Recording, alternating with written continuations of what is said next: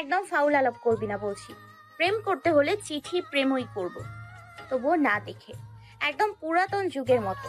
আমাদের যোগাযোগের শুধু একটা সোর্সই থাকবে, তা হলো চিঠি। ফেসবুক, মেসেঞ্জার, হোয়াটসঅ্যাপ কিচ্ছু না। একটা চিঠি পাওয়ার আশায় ক্যালেন্ডারের দিন গুনবো, আর যখন সেই অনাকাঙ্ক্ষিত চিঠিটা পাবো তখন এক মুঠো স্বর্গীয় সুখ আছড়ে পড়বে আমার বুকে। ভাবতে পারছিস? নীরা বইয়ের পাতা উল্টাতে উল্টাতে তাচ্ছিল্য ভরে হাসলো। মাথা নেড়ে বলল, পাচ্ছি। তুই যে দিন দিন পাগল হয়ে যাচ্ছিস তা বেশ ভালো করে বুঝতে পারছি আমি। শোন দোস্ত, এগুলা আগলা স্বপ্ন দেখা বন্ধ কর। এই আধুনিক যুগে এসে যোগাযোগের এত এত উপকরণ থাকা সত্ত্বেও কোনো ছেলে একটা চিঠি পাওয়ার আশায় বসে থাকবে না। আগে প্রেম করার আর কোনো রাস্তা ছিল না বলে চিঠি চালান হতো। এখন সেই সমস্যা নেই। যে জিনিসে সহজেই পাওয়া যাচ্ছে তার জন্য এত অপেক্ষা কেন? নম্রতা উৎসাহ নিয়ে বলল, তুই বুঝতে পারছিস না, সহজ জিনিস তো সবাই পায়। ভালোবাসা এতটা সহজ হয়ে গিয়েছে বলেই তো এখন আর তার মূল্য নেই। প্রথমবার দেখা হলো, দ্বিতীয়বার দেখা হতেই বলে দিল আই লাভ ইউ। মানে কোনো ফিলিংসই নেই। বলতে হয় বলে বলছে, বলতে না হলে বলতো না। আই লাভ ইউ শব্দটা যোগাযোগের সহজলভ্যতার জন্যই এতটা শুকনো আর সস্তা হয়ে গিয়েছে। কিন্তু আমার প্রেম হবে ইউনিক। চিঠিতে দুজনের আবেগ থাকবে, অপেক্ষা থাকবে, এক চিঠি বারবার পড়ার আকুতি থাকবে। তারপর ধীরে ধীরে গড়ে উঠবে বন্ধন, যোগসূত্র। নীরা হাত জোর করে নিচু স্বরে বলল, আমারে ক্ষমা দে মা। এইসব পাগলামো আলাপ দয়া কইরা বন্ধ কর। মানুষ তোরে পাবনায় দিয়ে আইব। জীবনটা সিনেমা না দোস্ত। তুই তো রীতিমতো বাংলা সিনেমা রচনা করে ফেলেছিস। ঠাটাইয়া লাগামু এক চর। তোর বিশ্বাস করতে ইচ্ছে না করলে করিস না, জোর করছে কে?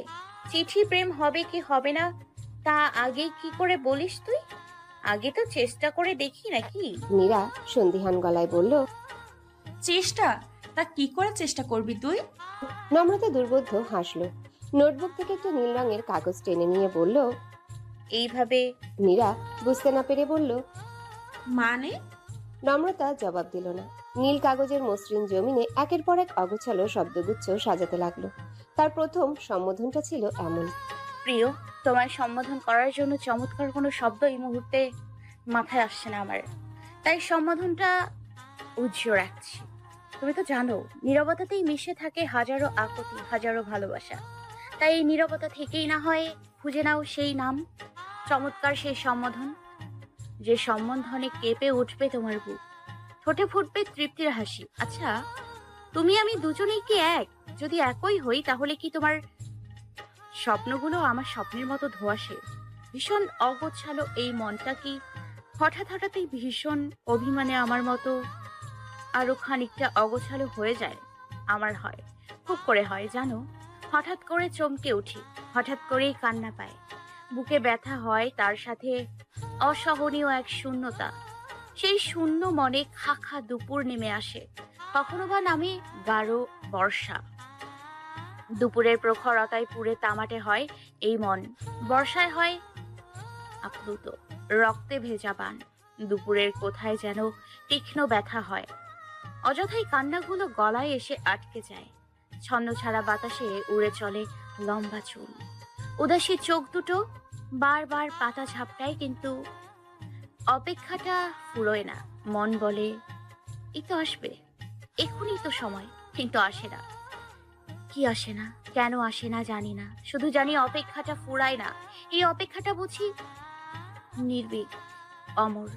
এই অপেক্ষার হয়তো মৃত্যু নেই। আমি এই অপেক্ষাটার একটা নাম দিয়েছি জানো, এই অপেক্ষাটার নাম হলো পেইন অফ এক্সপেক্ট। আমার ছোট থেকেই খুব ইচ্ছে একজন পত্রমিতা হবে আমার, একদম পুরাতন দিনের মতো। আচ্ছা, তুমি কি অনেক আগের যুগের চিঠি প্রেমের গল্পগুলো শুনেছো? সেখানে একটা চিঠিকে ঘিরে প্রেমিক প্রেমিকার কত আবেগ, কত অনুভূতি থাকে দেখেছো? রোজ কারো চিঠির জন্য অপেক্ষা, কাঁপা কাঁপা বুকে সেই চিঠি পড়া, ঘুমহীন চোখ দুটো চিঠির পাতায় নিবদ্ধ করে প্রত্যেকটি অক্ষর বুকের মাঝে গেঁথে নেয়া। ইস, কি অনুভূতি! আজকালকার সহজলভ্য দিনগুলোতে এমন একজন দুষ্প্রাপ্য বন্ধু কি সত্যিই পাওয়া যায়? পাওয়া গেলে আমি পেতে চাই, খুব করে পেতে চাই জানো। প্রেম না হোক, শুধু বন্ধুত্ব হোক। কেউ একজন আমার চিঠির অপেক্ষা করুক, চলতে থাকুক তার আমার নীল চিরকুটের গল্প। এই আধুনিক জগৎটাকে সবার অগোচরে তুমি আমি চিঠি দেয়া নেয়া করব। তুমি আমায় জানবে না, আমি তোমায় জানবো না। চিঠিতে কোনো সম্বোধন থাকবে না, শুধু থাকবে এক আকাশ আবেগ, এক ঝুড়ি কথার ছোট্ট একটা আদুরে নাম। তারপর অনেক অনেক দিন পর যখন দুজন দুজনকে খুব করে চাইবো, ঠিক তখন আমাদের দেখা হবে। বিষয়টা মজার না? হয়তো মজার, হয়তো নয়। তোমার কাছে মজার লাগছে কিনা বুঝতে পারছি না, তবে আমি তোমার চিঠির অপেক্ষায় রইলাম। সেই তুমিটা কে হবে জানি না, তবে এটুকু জানি, সেই তুমিটা আমার সে হবে। আজ এতটুকু। ইতি, শ্যামলতা। চিঠিটা পড়ে নিয়ে চোখ কপালে তুলল নীরা। অবিশ্বাস্য কণ্ঠে বলল, তুই সিরিয়াসলি চিঠি লিখে ফেললি? ফেললাম। এবার কি করবে? সেটা তো দেখতেই পাবি। তুই তো ফর্সা, তাহলে ইতি শ্যামলতা লিখলি কেন? নম্রতা হেসে বলল, নামটা সুন্দর লাগে তাই। কথা বলতে বলতে পাশের সারি থেকে দর্শনের একটা মোটা বই নিয়ে তার মলাটের মাঝে চিঠিটা রেখে দিল নম্রতা। নম্রতার কাজে প্রথম দফায় স্তব্ধ হয়ে বসে থেকে হেসে ফেলল নীরা। হাসতে হাসতে বলল, পাগল তুই! এখন লাইব্রেরিতে এসে কজন মানুষ বই পড়ে শুনি? যে যার মতন বই এনে যার যার বই পড়ে। এসব বই পড়ার সময় কই? তারপরও এই মোটা দর্শনের বই মলাটের নিচে। কারো চোখে পড়বে না তোর চিঠি, আর পড়লেও হাসতে হাসতে মরে যাবে। নম্রতা হেসে বলল, মরলে মরলো, বাংলাদেশের 16 কোটি মানুষের মাঝে একজন হাসতে হাসতে মরে গেলে দেশের অর্থনীতিতে ভয়ানক কোনো ক্ষতি হবে না। নীরা হঠাৎই গম্ভীর কণ্ঠে বলল। আর যদি কোনো মেয়ে ফাজলামো করে? নম্রতা আত্মবিশ্বাস নিয়ে বলল, চিঠি পড়েই বুঝতে পারবো। সেদিন চিঠি রেখে এসে উত্তেজনায় ঘুম হলো না নম্রতার। নীরাকে ফোন দিয়ে বারবার জ্বালাতে লাগলো। মনের মধ্যে ঘুরতে লাগলো একটাই প্রশ্ন, কি হবে, কি হবে? আদৌ কি কারোর চোখে পড়বে? সারা রাত উত্তেজনায় ছটফট করে ভোর 4টার দিকে ঘুমোতে গেল নম্রতা। কলেজে তখন ইয়ার চেঞ্জ পরীক্ষার প্রস্তুতি চলছে। পরীক্ষার আগের দিনের ক্লাসটা তখন ভয়ানক গুরুত্বপূর্ণ। সারা বছর টোটো করে ঘুরে বেড়ানো নম্রতাদের জন্য শিট নোট কালেক্ট করার সেই এক মোক্ষম সময়। কিন্তু নম্রতার মাথায় পরীক্ষার চিন্তা খেললো না। পরীক্ষার প্রতি সেন্সিটিভ নম্রতা গ্রীষ্মের ঝুম বৃষ্টি মাথায় করে কলেজে গেল ঠিক, কিন্তু 2 মিনিটও টিকলো না। ক্লাসরুমের পেছন দরজা দিয়ে নীরাকে টেনে হিচড়ে বের করে আনলো। বৃষ্টিতে আধা ভেজা হয়ে 9টার দিকে শাহবাগ গ্রন্থাগারে গিয়ে পৌঁছালো তারা। গ্রন্থাগার তখন মাত্রই খুলেছে। নম্রতা উত্তেজনা নিয়ে 2য় তলার দিকে ছুট লাগালো। নীরা অত্যন্ত বিরক্ত হয়ে বলল, এতদিন আমার শুধু সন্দেহ ছিল, আজ প্রমাণ হয়ে গেল যে তুই মারাত্মক লেভেলের পাগল। কাল বিকেলে মাত্র চিঠি লিখলি, আজই উত্তর পেয়ে যাবি? তোর কি ধারণা রে মাইরি! মানুষ তো চিঠির জন্য হাই হুতাশ করে মরে যাচ্ছে মনে হয়। নীরার কথায় নম্রতার উৎসাহ খানিক নিয়ে গেল। দীর্ঘশ্বাস ফেলে কপাল থেকে বৃষ্টির পানি ঝাড়ল। কম্পিত হাতে ফিলোসফির বইটা উঠিয়ে কিছুক্ষণ থম মেরে দাঁড়িয়ে রইল। নীরা তাড়া দিয়ে বলল, কিরে, দেখ জলদি, এসেছে তোর চিঠি। নম্রতা চাপা উত্তেজনা নিয়ে বলল, যদি না থাকে? যদি নয়, সত্যিই থাকবে না। সবাই তো আর তোর মতন পাগল নয় যে বই না পড়ে বইয়ের ভেতর চিঠি খুঁজে বেড়াবে। তবুও দেখ, কথায় আছে না, মনের শান্তিই বড় শান্তি। নম্রতা মলাটার নিচে চিঠির খোঁজ করলো। তার নিজের লেখা চিঠি ব্যতীত ভিন্ন কোনো চিঠি পাওয়া গেল না। নীরা গজগজ করে বলল, বলেছিলাম পাবি না, শুধু শুধু ক্লাসটাই মিস করলি। স্যার নিশ্চয়ই কত কিছু দাগিয়ে দিয়েছে। পরশু পরীক্ষায় কি লিখবো আমরা? নম্রতা জবাব দিল না। বৃষ্টি ভেজা চুপসানো মুখ নিয়ে বাড়ি ফিরল। অসময়ের বৃষ্টিতে ভেজায় পরের দিনই ভয়ানক জ্বরে কাহিল হলো। জ্বর আর পরীক্ষার চাপে চিঠির কথা বেমালুম ভুলে গেল নম্রতা। প্রায় 1 সপ্তাহ পর পরীক্ষা শেষে বান্ধবীদের সাথে ফুচকা খেতে বসে চট করে মনে পড়ে গেল তার সেই নীল চিরকুটের কথা। ফুচকা ফেলে নীরাকে নিয়ে আবারও হাজির হলো গ্রন্থাগারের বারান্দায়। ফুচকা ফেলে আসা নীরা তখন মহা বিরক্ত। এই মাথা পাগল মেয়েটা তার বন্ধু হওয়ায় বিরক্তির বহরটা যেন আরো খানিকটা অতিরঞ্জিত। কিন্তু কিছু কিছু মানুষের উপর বিরক্ত হওয়া চলে না। এরা মানুষের বিরক্তি বা রাগকে যেমন পাত্তা দেয় না, ঠিক তেমনই অন্যকে সাহায্য করতে গিয়ে মান প্রাণ সব হারালেও বিরক্ত হয় না। নম্রতা হলো সেই ধরনের মানুষ। তার উপর বিরক্ত হওয়া সাজে না। নম্রতা এবারও আশাহত হলো। ফিলোসফির বইটার দিকে কিছুক্ষণ বিরক্ত ভরে তাকিয়ে থেকে হেসে ফেলল। মাথা নেড়ে বলল, চিঠির জবাব না এলে নেই, এই চিঠিটা এখানেই থাকুক। আমার আবেগময় সুন্দর চিঠিটা এই বইকে উৎসর্গ করলাম। চল, আজ তোকে ডাবল প্লেট ফুচকা খাওয়াবো। নীরা বিস্ময় নিয়ে বলল, ফুচকা খাওয়াবি মানে? তোর মন খারাপ লাগছে না?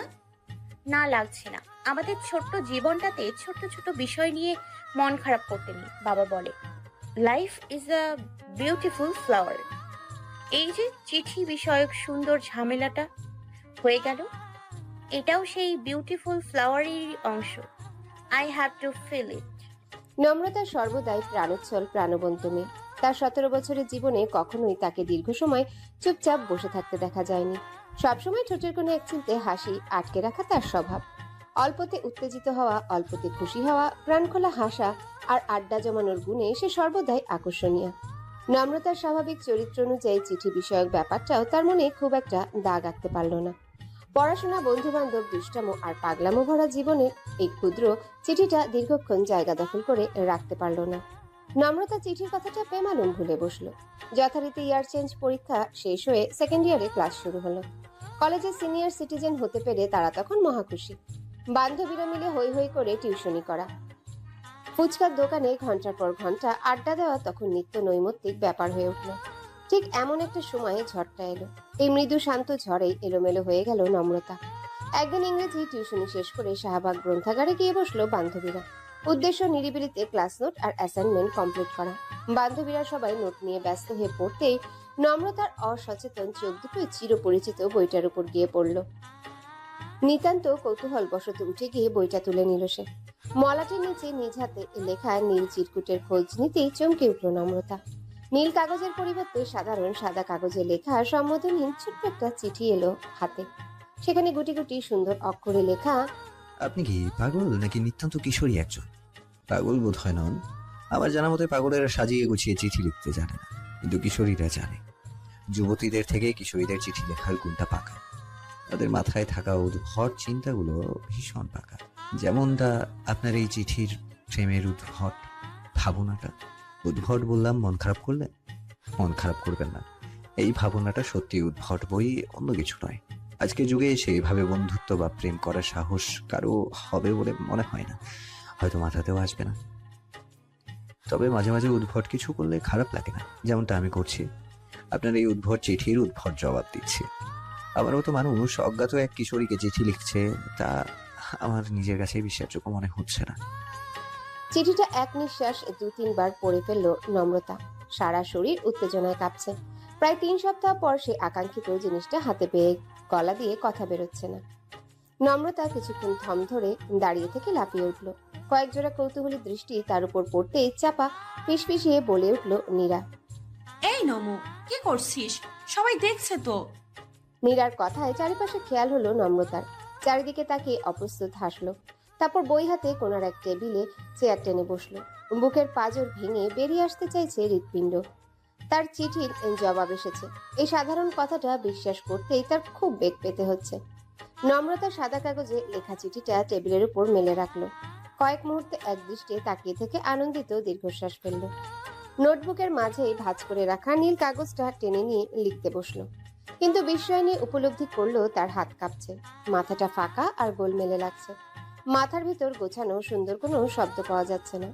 নম্রতা দু হাতে মুখ চেপে বসে রইল। মাথাটাকে একটু শান্ত করে লিখতে শুরু করলো কয়েক লাইনের সম্বোধন চিঠি। আপনাকে কি বলে সম্বোধন করা যায় বলুন তো?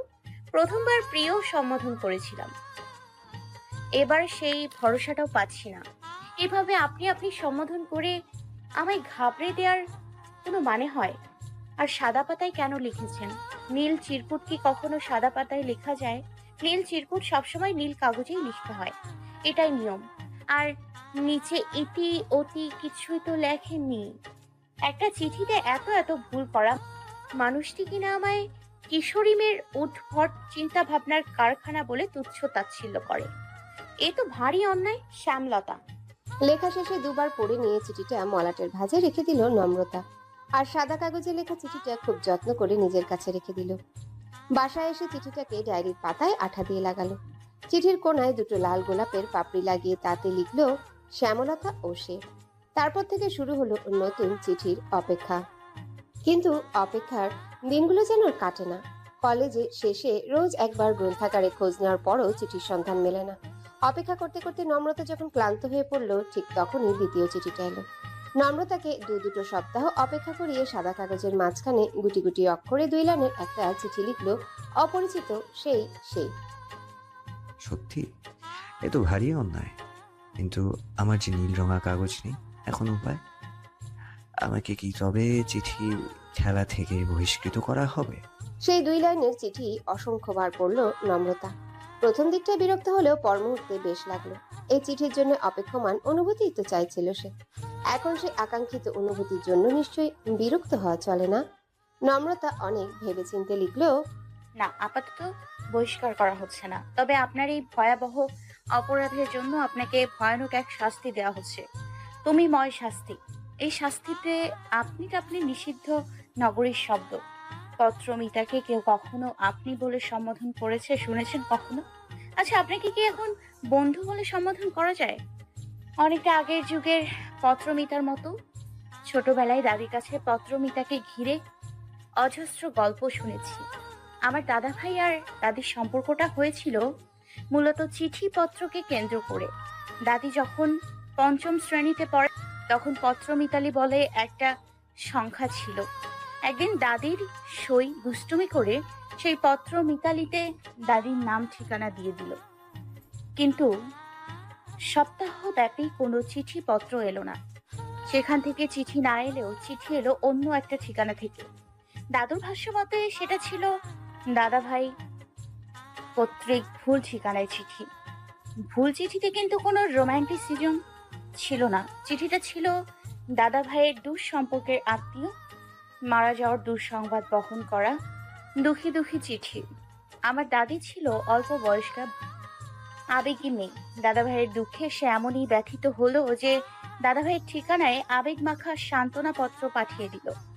তারপরেই শুরু হলো চিঠি চালান ভালোবাসা। প্রায় 1 বছর পর দাদাভাই ঢাকা থেকে রাজশাহী দাদুর বাড়িতে বিয়ের প্রস্তাব পাঠালেন। সেই বিয়েতে ওকালতি করার জন্য নাকি ঘটককে বিস্তর টাকা খাইয়েছিলেন দাদাভাই। আপনি ভাবতে পারছেন, সেই এত বছর আগে চুপি চুপি প্রেম করে বিয়ে করে ফেললেন তারা। কেউ সেই প্রেমের খবর জানলো না, বুঝলো না। ব্যাপারটা মজার না? আমি রং নাম্বারে প্রেমের গল্প শুনেছি, কিন্তু এভাবে চিঠি প্রেমের গল্প একদম নতুন। আচ্ছা, তাদের প্রেমটাকে কি নাম দেওয়া যায় বলুন তো? রং নাম্বারের সাথে মিলিয়ে রং লেটার। আপনি কিন্তু এবারও ইতিতে কিছু লেখেননি। এবার আমি আপনাকে কি বলে সম্বোধন করি বলুন তো? ইতি শ্যামলতা। চিঠি লিখে বার কয়েক চোখ বুলালো নম্রতা। তারপর কম্পিত হৃদয়ে চিঠিটা রেখে দিল নির্দিষ্ট বইয়ের মলাটের নিচে।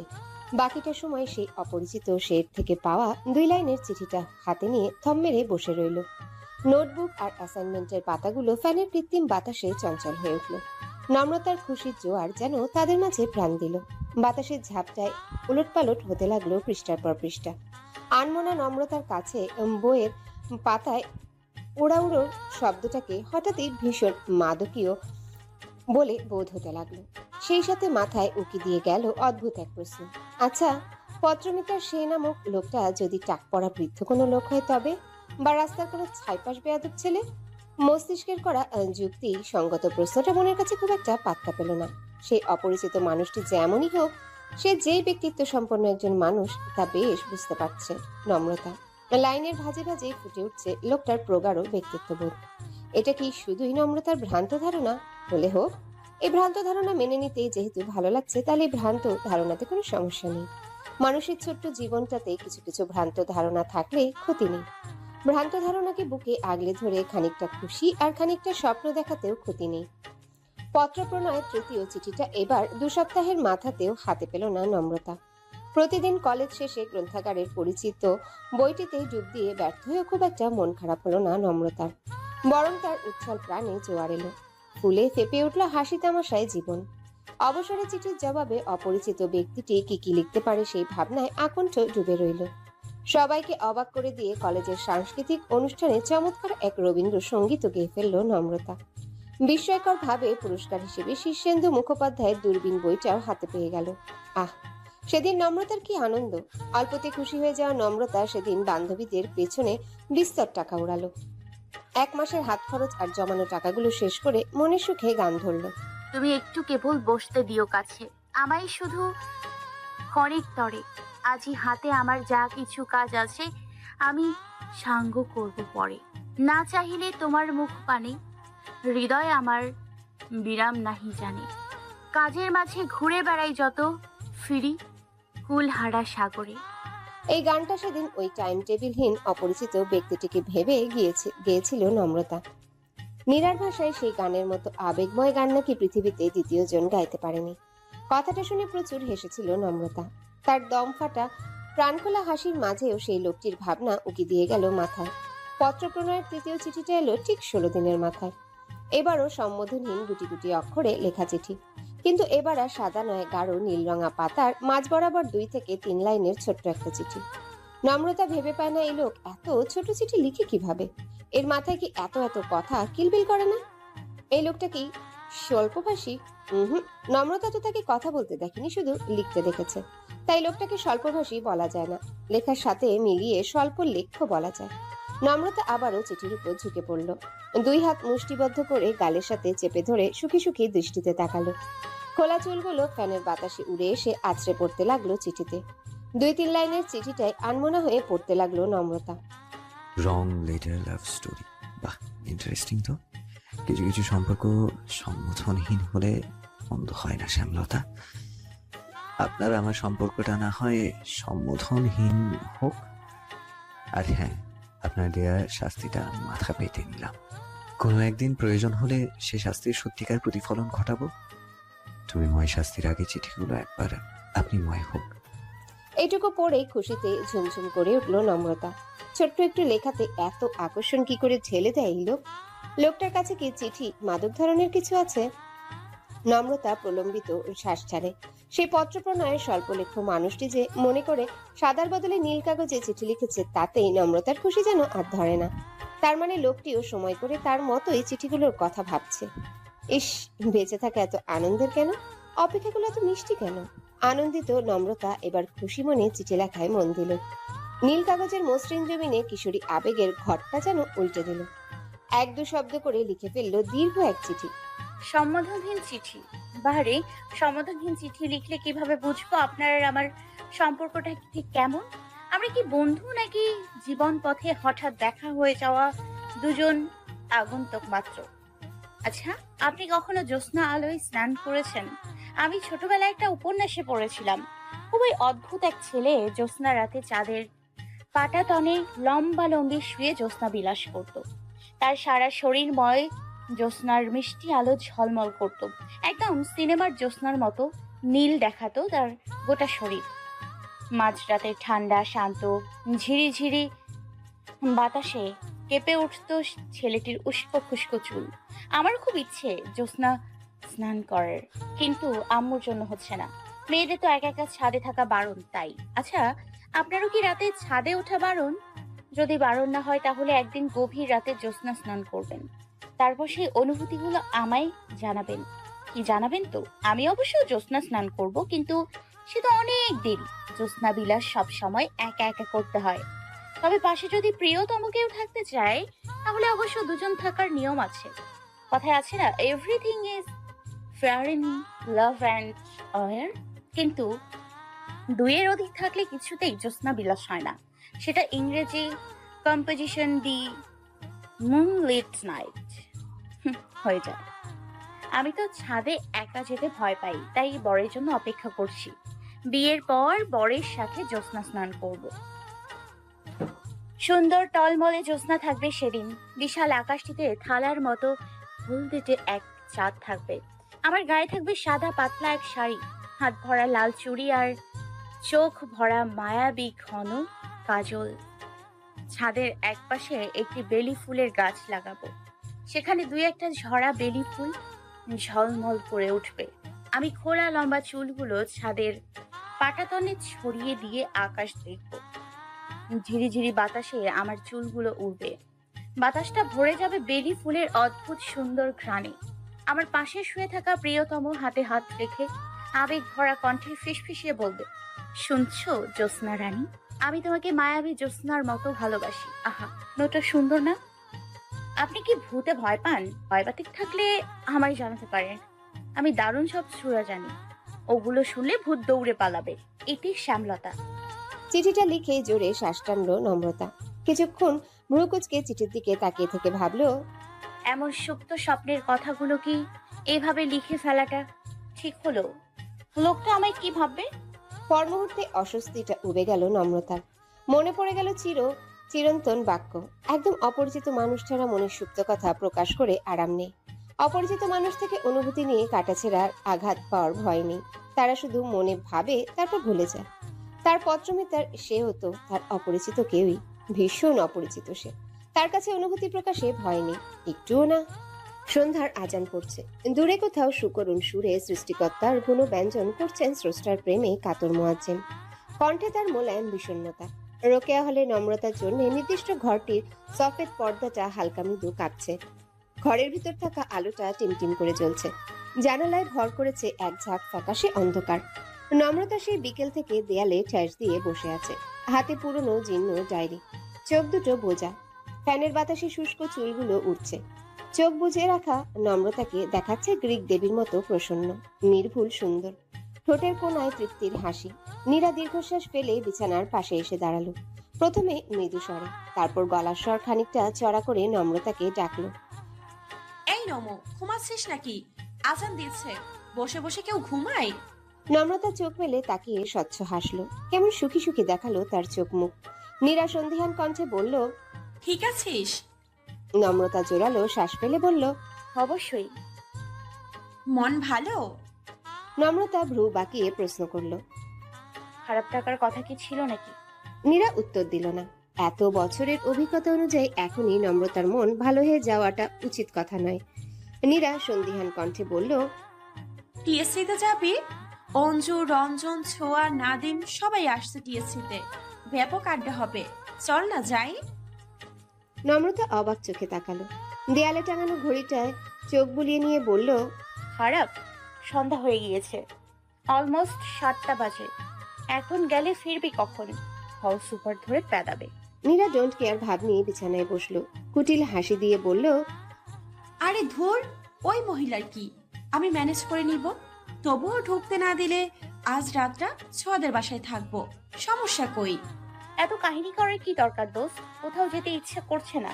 পর মুহূর্তে উৎসাহ নিয়ে বলল, তুই কি জানিস, আজকের দিনে ওর থেকে 4র্থ চিঠিটা পেয়েছিলাম আমি। নীরা হতাশ চোখে তাকালো। নম্রতার হাত টেনে ধরে বলল, অলরেডি 3বার শুনে ফেলেছি বই, আর না প্লিজ, সবাই অপেক্ষা করছে, চল তো। নম্রতা উঠে দাঁড়ালো। বাসায় পড়ে থাকা প্লাজোর উপর স্কার্ট পরে টপস বদলে নিল। চুলগুলো উঁচুতে খোপা করে চোখে মুখে পানি ছিটালো। গলায় স্কার্ফ পেঁচিয়ে ব্যাগ হাতে নিতে নিতে বলল, কত জ্বালাস তুই, চল। নীরা ঠোঁটে লিপস্টিক লাগাচ্ছিল। নম্রতাকে ডায়েরিটা ব্যাগে পুড়তে দেখে বিরক্ত কণ্ঠে বলল, সব জায়গায় এই ডায়েরি না দিলে চলে না তোর? মানুষ জামাইরেও এমনি চিপকাই ধরে থাকে না, আর এটা রেডি হওয়া হইলো, একটু সাজগোজ কর। নম্রতা হাসলো। নীরার মাথায় চাটি মেরে বলল, আড্ডা মারতে যাচ্ছি, বিয়ে করতে নয়। আর সেজেগুজে কি হবে? যার জন্য সাজবো সেই তো হাওয়া। একবার খালি পাই, আমার সাজের ধরন দেখতে দেখতেই মরে যাবে শালা। নম্রতা মাথায় চাটি দেয় লিপস্টিক লেপটে গালে গিয়ে লাগলো নীরার। নীরা লিপস্টিক হাতে কিছুক্ষণ ক্ষুধার্ত বাঘিনীর মতো বসে রইল। দাঁত কিরমির করে বলল, আল্লাহর ওয়াস্তে তোর সেই পত্র মানবকে যদি একবার খুঁজে পাই আমি, কসম আমি নিজেই খুন করব তারে। পেটার যন্ত্রণায় জীবনটা তেনা তেনা হয়ে গেল। কত কষ্টে মেকআপ করেছিলাম, তোর কোনো ধারণা আছে? নম্রতা খিলখিল করে হেসে উঠল। ঘর থেকে বেরোতে বেরোতে বলল, তুই না সাজলেও অন্ত তোর দিকে হা করে তাকিয়ে থাকবে। আয় জলদি। নম্রতার কথাটা কানে যেতেই লজ্জায় লাল হয়ে গেল নীরা। পর মুহূর্তেই তীব্র অস্বস্তি নিয়ে বেরিয়ে গেল। সংকুচিত মনে একটা কথাই ভাবতে লাগলো, এই একটা নাম শুনে এত কেন লজ্জা পায় সে? অন্তু তো আলাদা কেউ নয়, রঞ্জন আর নাদিমের মতোই খুব কাছের একজন বন্ধু। তবে রাত বেশি নয়, মাত্রই সন্ধ্যা নেমেছে আকাশে। কোলাহলে পরিপূর্ণ টিএসসিতে দুটো বেঞ্চ দখল করে বসে আছে অন্তু, রঞ্জন, নাদিম আর নম্রতারা। সবার হাতেই গরম সমুচার প্লেট। ব্যবসা গরমেও পাশে রাখা ধোয়া ওঠা গরম চা। রঞ্জন সমুচায় কামড় দিয়ে গান ধরল। তোমার ঘরে বসত করে কয়জনা মন জানো না, তোমার ঘরে বসত করে কয়জনা। নাদিম গিটারে টুনটান শব্দ তুলে মুখ কুচকালো, শার্টের কলার ঝেড়ে বলল, শালার গরমে জেলায় বাঁচি না বাল, শৈল চয়লা যাইতাছে। ছোঁয়া কপাল কুচকে বলল, ভাষা ঠিক কর, এসব থার্ড ক্লাস শব্দ আমার সামনে বলবি না। ছোঁয়ার কথায় আকাশ থেকে পড়ল। নাদিম বলল, হ্যালো বন্ধুরা, পরবর্তী পার্ট খুব তাড়াতাড়ি আসবে, তো সবাই অপেক্ষায় থাকো। আর চ্যানেলটি যারা এখনো সাবস্ক্রাইব করনি তারা পরবর্তী পার্ট দেখার জন্য চ্যানেলটি সাবস্ক্রাইব করে রেখো। ধন্যবাদ সবাইকে, আমাদের সাথেই থেকো।